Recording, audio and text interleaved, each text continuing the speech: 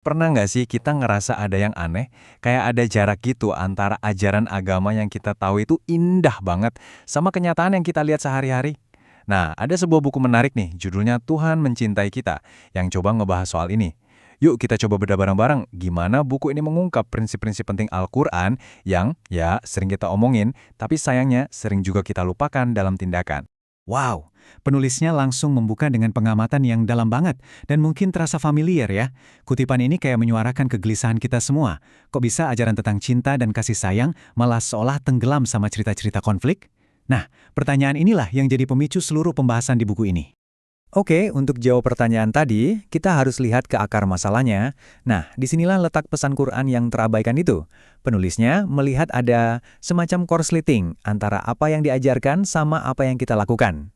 Nah, ini dia nih, konflik utamanya. Jelas banget kan?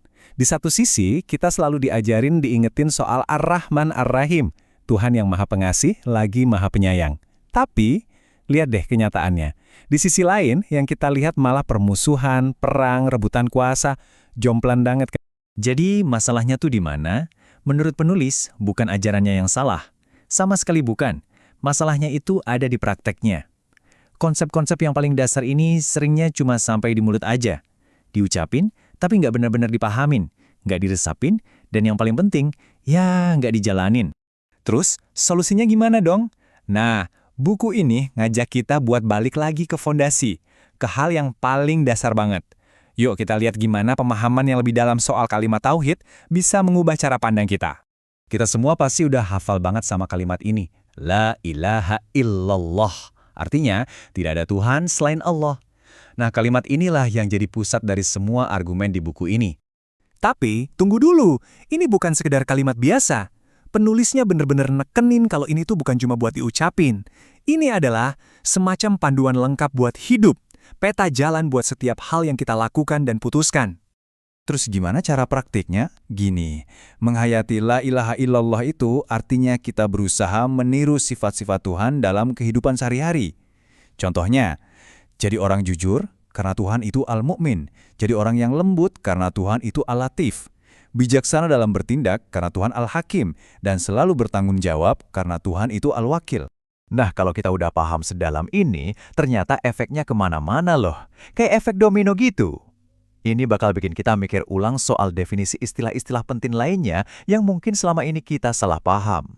Contoh pertama, kafir. Seringkali kita mikirnya ini cuma label buat orang yang beda agama kan? Nah, buku ini ngajak kita lihat dari akarnya. Kafir itu dari kata kerja yang artinya menutupi. Jadi yang disebut kafir itu sebetulnya adalah siapapun, nggak peduli apa agamanya, yang sengaja nutupin atau nolak kebenaran dan kebaikan.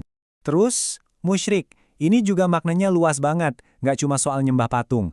Musyrik itu artinya menyekutukan atau mendua. Jadi, ini bisa berarti kita lari dari tanggung jawab kita, atau kita lebih mentingin urusan duniawi daripada aturan Tuhan.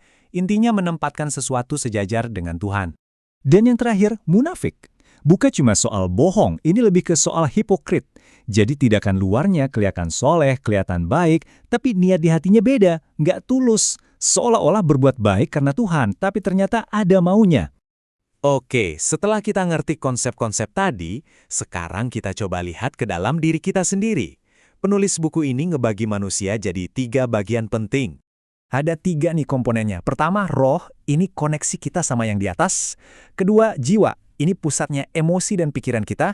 Dan ketiga, raga, ya tubuh fisik kita ini.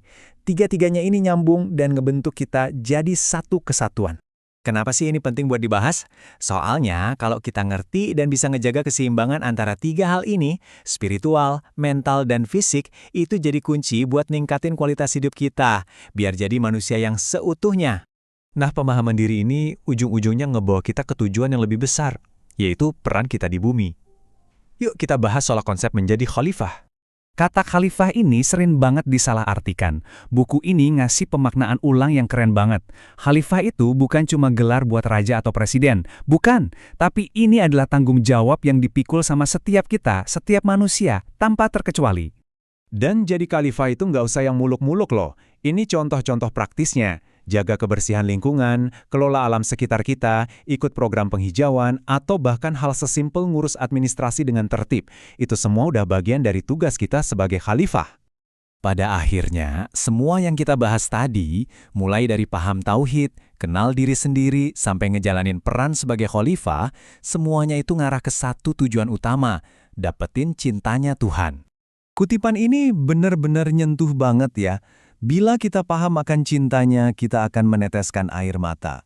Ini nunjukin kalau ujung dari perjalanan ini bukanlah soal ritual semata, tapi soal hubungan, koneksi batin yang dalam banget sama Sang Pencipta. Jadi intinya apa?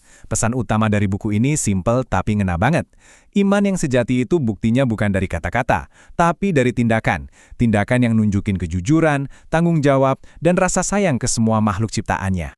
Dan kita balik lagi ke kalimat kuncinya, Nabi sendiri pernah bilang kalau kunci surga itu adalah La ilaha illallah. Ini benar-benar negasin lagi betapa pentingnya kita memahami kalimat ini dengan benar, nggak cuma di bibir aja. Nah, sampailah kita di pertanyaan reflektif terakhir. Kalau kunci surga itu adalah kalimat tauhid, dan megang kunci itu artinya kita menghayatinya dalam setiap langkah kita, pertanyaannya adalah, udah beneran kita pegang belum kuncinya? Coba kita renungkan sama-sama.